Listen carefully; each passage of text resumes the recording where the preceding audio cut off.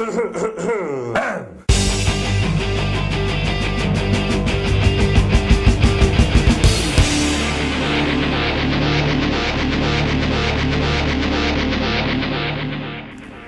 it's Thursday, which can only mean it's time for another Prepcast here for the morning news of Northwest Arkansas. I'm Nathan Allen. I'm Chip Souza. Good to have you along this week, Chip. Glad to be back. We're going to talk about a couple of important games from last week, some games that happened, and then we're going to, like always, talk about some games this week. But we want to start off with Rogers Heritage playing Northside last week in Fort Smith. And Chip, I called that game, Chuck. I think I did, didn't I? Hey, here come the War Eagles. I'm telling you, I told you they were going to get their first conference win this year.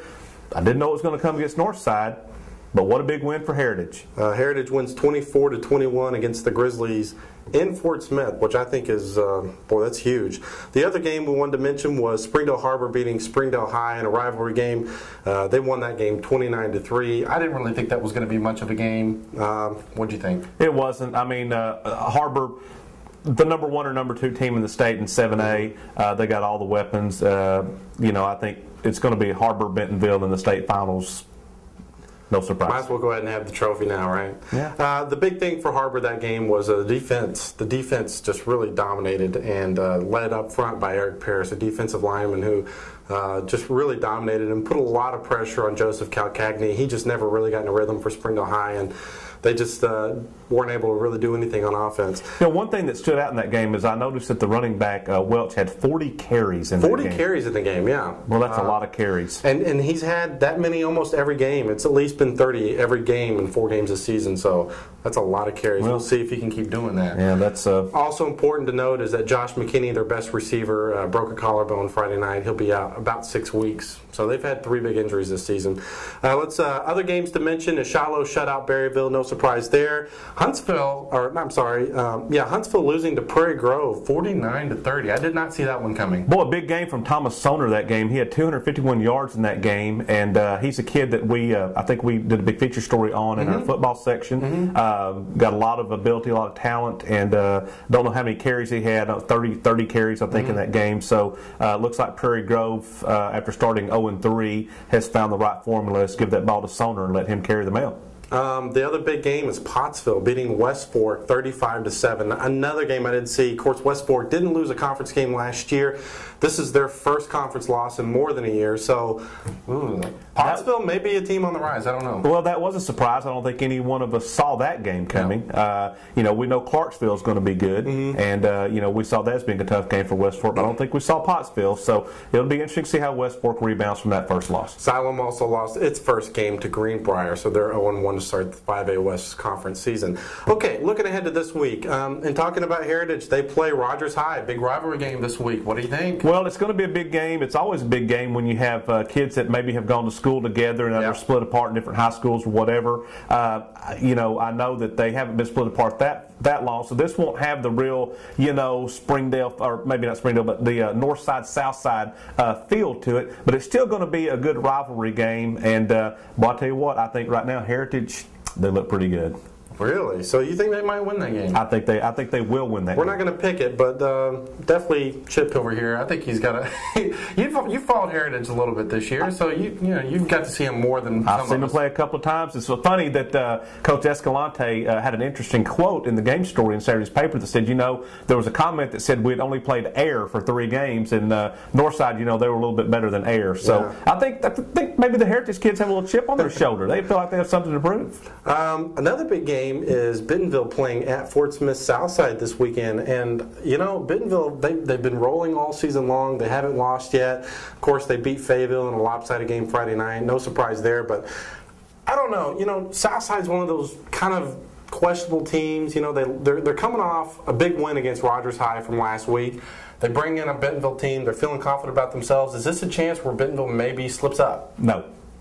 And hopefully we're past the whole Coach Lundy going back to Southside thing. Hopefully we're past all that. It's been several years now. Bentonville will go down to Southside and they're going to get a win. They'll still be undefeated after Friday night. Yeah, it's hard to say that they won't be. I think that the running game and that offense, it's got to be the best offense. Well, if you pick your poison, what are you going to do?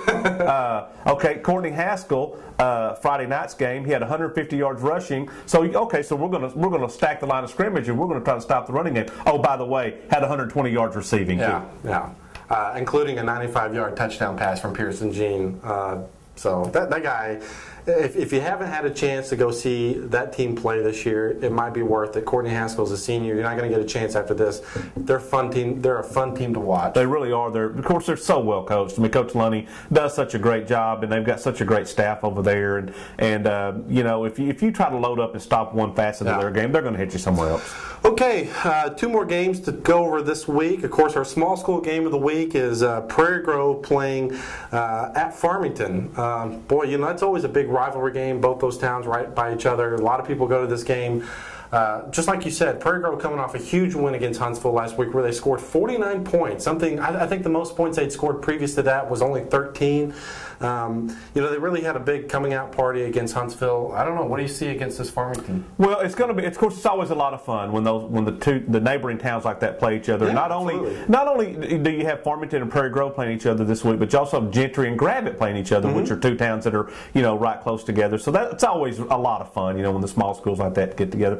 I think Prairie Grove, they figured out last week that they're going to need to get Soner the ball a lot, and they did a good job of getting him the ball and him getting the tough yards. So, although Farmington's coming in off a big win too, but I think I'm going to go ahead and take Prairie Grove in this one. You're going to take Prairie Grove. Okay. Well, Prairie Grove has kind of been one of those topsy-turvy teams. They started 0-3. They had a couple really bad losses, but still, with Thomas Soner in the backfield, it's hard to say.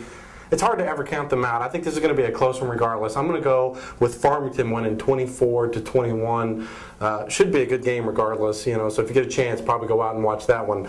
The last game we're going to talk about is our big school, our Big 6 game of the week, which is Springdale High playing at Fayetteville Friday night. Boy, I tell you, both these teams are in need of a win right now. Well, they are. And if whoever loses this game, it's going to be tough. Well, it is going to be tough because Heritage, the team that wasn't a factor last year, is this year they are going to be in that mix for one of the 6 playoff seeds out of the 7A West. So a team starting out 0-2, it's going to be tough. It's just going to be really tough. It's going to be absolutely tough. I think one thing with Springdale High is their offense, just didn't get anything going against Harbor. But that's a credit to Harbor's defense.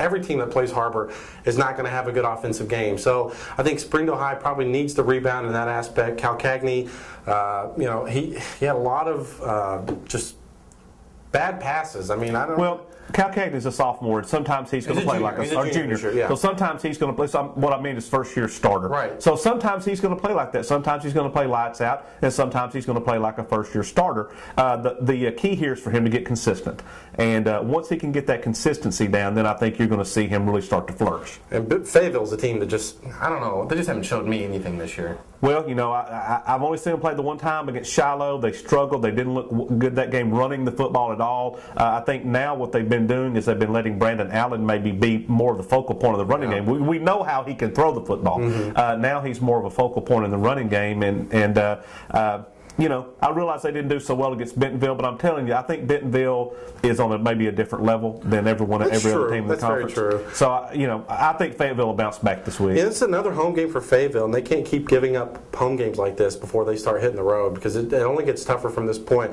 Regardless, I think Springdale High, and I'm going to pick Springdale High winning this game 35-17. Oh, you're going to pick Springdale High to put 35 points on the board. Yes, I am. I think Springdale High's offense is capable enough of scoring that many points.